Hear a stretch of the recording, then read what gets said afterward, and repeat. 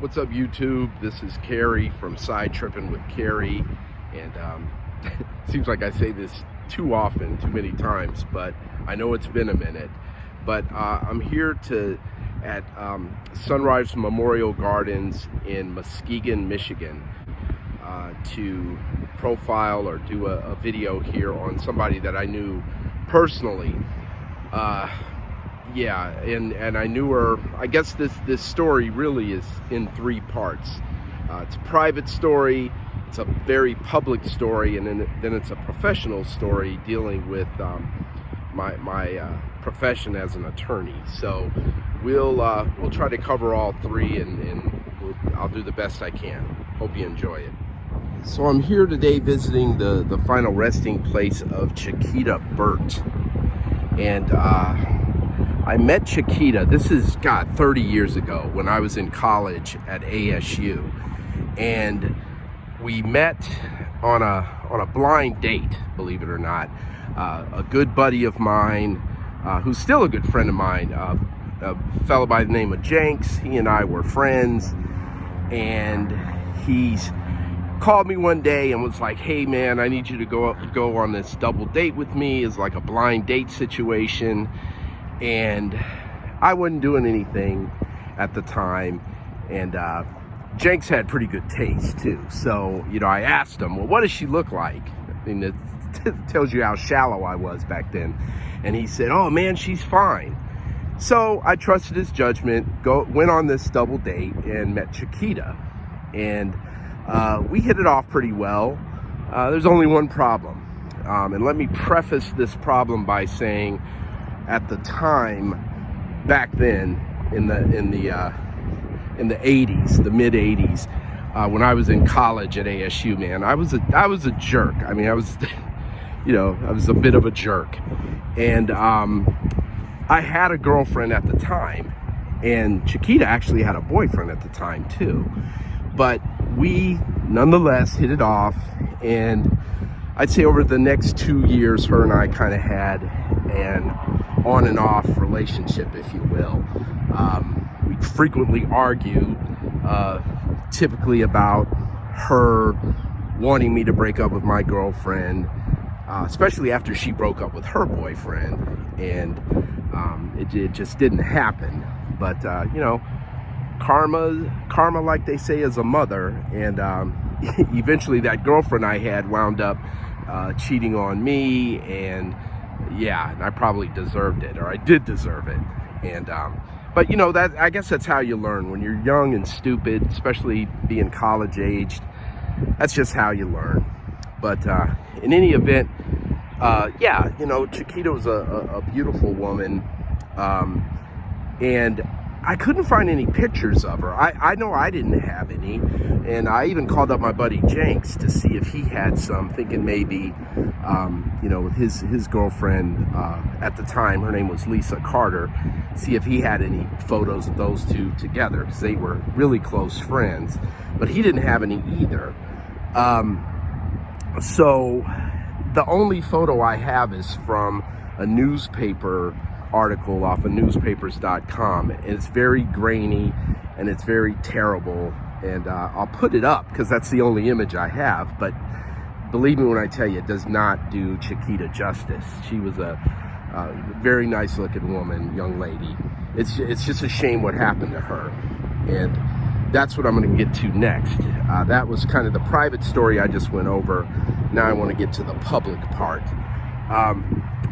In 1990, in late February, or I guess prior to that, Chiquita was dating a fellow that played for the Arizona Cardinals, or back then it was the Phoenix Cardinals.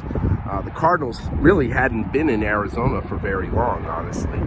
And she started dating this fellow who was a kick returner and a receiver. His name was Darryl Usher. And from all indications, from newspaper stories I read, stuff I found online about Darryl, he was a very nice fella. I never met the guy, but by all indications, I mean, he still has their websites up to talk about him to this day. There's also, he was from San Mateo, California, played football collegiately at Illinois, but his high school has a scholarship fund that's set up, and I think I saw a GoFundMe for it, so I'm going to link that. I couldn't find a final resting place for him, though. I don't know what the situation was. I don't know if he was cremated and the ashes are with the family, or maybe it's just not listed on Find a Grave. But we're going to get into what happened with Chiquita and Mr. Usher and a third person by the name of Craig Gardner. So back in late February 1990, Chiquita's dating Mr. Usher, and she had an ex-boyfriend who was actually a little bit older. Heck, that guy was older than me. His name was Craig Gardner.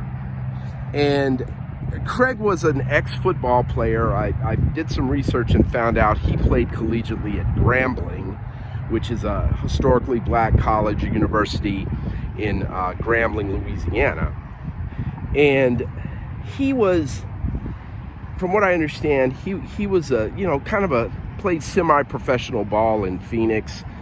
And again, this is a time period right when the Cardinals were there, maybe actually right before. It's probably when Chiquita was dating this guy.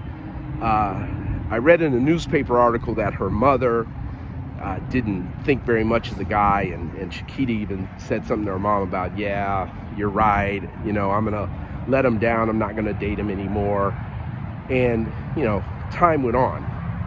But this guy Gardner, from what I understand, was like playing semi-pro ball, indoor football. I mean, this is before the Arizona Rattlers. I mean, this is not professional football. It's semi-pro. It's a type of league where, if you win a game, the salary that they pay you, if you will, might be a 12-pack of beer or something like that, And these guys are out there, crushing each other's heads in, playing tackle football. But, hey, if you love the game, and you want to play. But in any event, this guy, Craig Gardner, couldn't take no for an answer from Chiquita. He was, as you'll hear from this story, quite honestly obsessed, and it was a deadly obsession. The night before Chiquita was murdered, and Mr. Usher was murdered, this guy Gardner had been threatening Chiquita, her family, saying he was going to kill her. He was going to kill the boyfriend. He had followed the couple to a nightclub in Phoenix and almost got in a fight with this guy Usher, Darryl Usher. And, they had to be separated. Chiquita goes running off into the bathroom. And then this guy shows up at Lisa Carter's house, in the middle of the night, and crying and wanting to know where Chiquita is. And I guess he wound up getting Chiquita on the phone and saying that he was, again, going to kill, he was going to do some damage to Darryl Usher's car. That's what it was. So Chiquita had had enough at this point. I mean, this is late, early morning, February 24th. So she calls 911, which was run by the City of Phoenix Police Department. So she's telling them, look, I've got this ex-boyfriend. He's threatening me. He's threatening my boyfriend. My current boyfriend says, he's going to shoot the guy if he comes over and messes with his car or messes with us. And, she doesn't want the situation to get out of hand. So the 911 operator's like, well, you can get a restraining order. And she's like, but they're not open. The court's not open until Monday. And this was on like a weekend. So, it goes on and on. Chiquita doesn't feel safe about the situation, with good reason. 911 operator says, well, I tell you what, how close is the guy, do you think? And she goes, he's like 5 minutes away. And then the 911 operator inexplicably goes, well, I tell you what, if he shows up, just call us back. And with that, she coded the call as like a code 3, which is like very low priority. All right. So half an hour after Chiquita hangs the phone up, this guy Gardner busts through the window of Mr. Usher's apartment. He had 2 guns with him. he shoots and kills Chiquita, shoots and kills Darryl Usher, and then he turns the gun on himself and blows himself away. So, people at the apartment complex hear the gunshots, they call the police, and guess what? They call 911, the police show up in 7 minutes. So, that's kind of the public part. One thing I found interesting from the newspaper reports at the time, it was really weird. It was like both men tried to distance themselves from Chiquita, which was, what are you talking about? Mr. Usher had a buddy, a teammate that was like, well, I don't know about this girl that he supposedly was with. I don't know if they were that serious. I mean, all he talked to me about was football. Well, whatever for that. I mean, it's a teammate. I mean, it's like having a coworker, you know what I mean? Like, you're going to tell your coworker every little bit about your personal life? Maybe, maybe not. And then there was an article about Gardner, and they talked to like an old college teammate of his, and it was like, oh, all he cared about was football. I don't know. People talking about this girl, Chiquita. I don't know what that's all about. It's like, come on.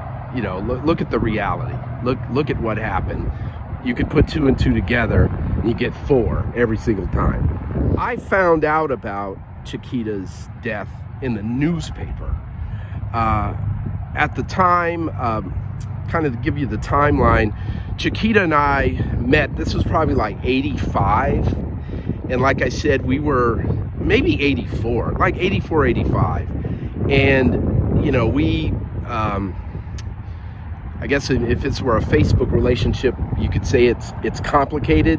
So we had this complicated relationship going on for off and on 2 years. So 87, I moved to Des Moines, Iowa, transferred to Drake University, finish up college in 89. I got a job in Los Angeles, moved to LA, and this is early 1990. I'm staying with my aunt and uncle who lived in LA, and before I got a place of my own. And my uncle used to get the LA Times, and so he'd read it, and then he'd leave it for me, and then I'd read it. And first section I'd always start with was the sports page. So I'm reading sports page, and there's a blurb, and it's like, Phoenix Cardinals receiver shot and killed. And I'm like, oh, wow, what's that about? So I read the article, and bam, it names Chiquita Burt. And her name is unique, obviously. And so I see it, and I just go, whoa, that's crazy. So, that same day, I called my buddy Jenks. And he had moved away. He'd actually moved back to Maryland. But, he was still tight with Lisa, who tragically died young herself, but thankfully under less violent circumstances. But in any event, I called Jenks, and we talk about it, and he was the one that kind of hit me to this whole ex-boyfriend, football player, super jealous story that wound up actually being in the papers as well. But he put a little more flesh on the bones. So on to the professional part. So flash forward 10 years from 1990 to about the year 2000. At this point, I've gone to law school at ASU. I've graduated. I'm actually working for the Maricopa County Attorney's Office in the Civil Division. And so what that means is I'm defending county agencies against, lawsuits that people are bringing. And I was doing some research on the limits of municipal or county liability, and I run across this case, Hutcherson versus City of Phoenix, and I will put up a link to that decision. All right, and I go to it, and I'm reading the fact pattern, and bam, Chiquita's name pops up, and I'm like, oh my goodness. I should have recognized the last name, because the Hutcherson was Chiquita's mom's name. This is Hutcherson. And who I had met, years and years before. But she and the mother of Darryl Usher sued the city of Phoenix and the estate of Craig Gardner for wrongful death. And at the trial court level, they won. And Arizona, I'm going to try not to get too technical, but Arizona has what's called comparative fault. And so what happens is the jury gets to apportion fault. And since Gardner was a defendant and the city of Phoenix was a defendant, the jury ruled in the plaintiff's favor, in Miss Hutcherson and Miss Usher's favor, and made a financial award. And it was 75% fault to the city of Phoenix for not responding to that 911 call properly, and 25% to Gardner. So, as you can imagine, Gardner, as my father used to say, didn't have a pot to piss in or a window to throw it out of. So, you could forget that. And the way the money part broke down, and this is just, when you think about it, just think about you being in this situation, this happening to your child. How much is that child's life worth? And so they get these experts, and they come back with this figure for Chiquita. It was $450,000. And for Mr. Usher, it was like $825,000 or $850,000. 1998 is when the final Arizona Supreme Court decision came out. So in today's dollars, that would be about 830-some thousand for Chiquita, and I think it was 1.3 million or 1.2 something million for Mr. Usher, who again was a professional football player. So they win at the trial court level. City of Phoenix appeals. Goes to the Court of Appeals. The Court of Appeals affirms it, and they send it back. City of Phoenix appeals that decision, this time really based on the damages part and the fault. And they're like, there's no way it would be the city of Phoenix is 75% responsible for that. The Arizona Supreme Court comes back with a ruling that upholds the Court of Appeals ruling, and they specifically find that the jury did what they were supposed to do. They apportioned fault the way they're supposed to do. They came with the money damages amounts, properly. And city of Phoenix, you're out. Pay up. And so 8 years after the fact, the award is done. And understand, on both of the plaintiffs' accounts, they got to settle up with their lawyers. And since they went to trial and appeal, the lawyers might have got like 40% of that settlement. So, it's just a sad situation. But here is Chiquita's final resting place.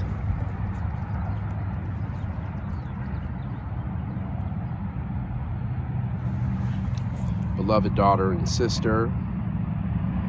And that's March 31st, 1966 to February 24th, 1990. And she was very well loved. I met her younger brother too, who I know Chiquita was very fond of. And he was very fond of her as well. And it's really a shame. It's just a shame what happened to her. She never got beyond 23 years old, and it's never. Think about it. God, it's been over 30 years, and never got to be a mom. Never had those milestones that a lot of us probably take for granted. But I guess that's just the way things played out, and it's very, very, very unfortunate. So, I actually went to the office, and the people here were very, very, very sweet, and they gave me directions right here to Chiquita's final resting place. And I asked if there was a flower shop nearby, or if they had one in-house. And they said, well, no, if you want fresh ones, you got to go over to this other place. And so I go, maybe I'll go over there and grab some flowers. And so the lady I was talking to left, and then she came back. She's like, hey, mister. So I turned around, and she had these like nice artificial flowers, and just hand them to me. Say, hey, here you go. You don't have to go anywhere. So I thought that was very sweet of her. So I'm going to put some fresh flowers on Chiquita's grave. and then we'll probably conclude the video after that. All right, I put the flowers on Chiquita's grave, and I'm gonna head back. I'm actually again here in Muskegon, but I gotta head back to Detroit. I'm in Michigan for the funeral of a cousin of mine who I was close to. Stay tuned with the channel. If you like the content, please let me know. Leave some comments if you've heard about this story, or if you've done a little research or looked at the links and have done a little more exploring. Let me know. And so again, if you like the channel, please consider subscribing. I'd appreciate that. Still looking for that elusive 500 subscriber mark so I can start doing some shorts, and we'll go from there. So again, thanks for watching, and we will see you on the next one.